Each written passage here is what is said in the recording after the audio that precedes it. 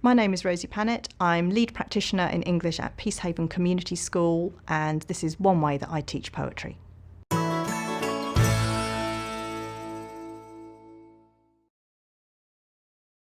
What we're going to do today, we are going to be using our auditory and visual skills to interpret a poem. Visual means seeing. What does auditory mean? Listening and speaking.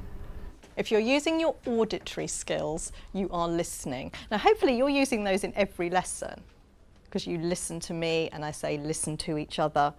But today you're going to be using your auditory skills extra specially. The poem I've used today is Storm in the Black Forest by D.H. Lawrence. On the surface, it's got a very obvious meaning. It is about a storm.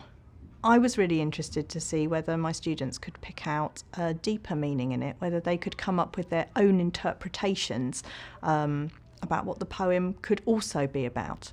On your mini whiteboards, you've got one between two, but you should have a pen each. I want you to write a definition of the word storm.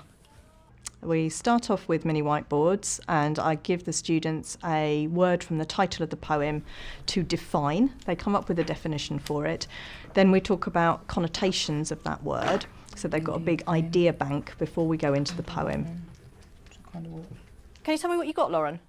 I've got a storm is an extreme type of bad weather. That's good. Staying with that, can you now write down on your mini whiteboards connotations of the word storm? What do you associate with storm? What do you feel when you think about a storm? Quite scary. Okay. It's like really noisy and loud and stuff. Okay, lovely. Try to remember those ideas as we move on. What I'm going to do now, you're going to need a pencil. You're going to do some lovely drawing for me now. After that, I will read the poem to them 4 or 5 or 6 times, however many times they need it. And whilst I'm doing that, they will be drawing on A3 paper what they're hearing. Now it is almost night. From the bronzy soft sky, jugful after jugful of pure white liquid fire, bright white tipples over and spills down and is gone, and gold bronze flutters bent through the thick upper air. And as the electric liquid pours out, sometimes a still brighter white snake wriggles among it, spilled and tumbling, wriggling down the sky. And then the heavens cackle with uncouth sounds. And the rain won't come. The rain refuses to come. If you would like to come and get some colours to make your pictures look beautiful, then I'll give you another 3 minutes just to finish up on those so that I can put them up for display. When we've done that, I show them the poem so they can see it, and then they write their own interpretation of the poem. I think the poem is about because. It's obviously about a storm, but I want you to see if you can come up with a secondary meaning of what it could be about. We talked about some emotions to do with storms. Is there another message in this poem?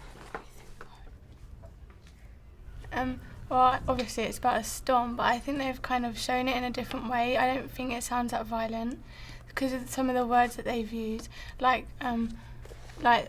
how the electric liquid pours out and things like that. It sounds quite calming. Students worry that there's only one interpretation of a poem, and they can get quite anxious about the answers that they give. By using this method, they can see that there are lots of different interpretations from a poem, and I think it gives them confidence in developing their own interpretations. I think the poem could be about someone who feels like the world's going against them and they feel like they thought they knew what was going to happen through the phrase something man is supposed to have mastered. Other teachers should use this lesson because it is so simple to do. All you need is a piece of A3 paper and a pencil, a copy of the poem. The students do all the thinking, and you can choose whichever poem you want.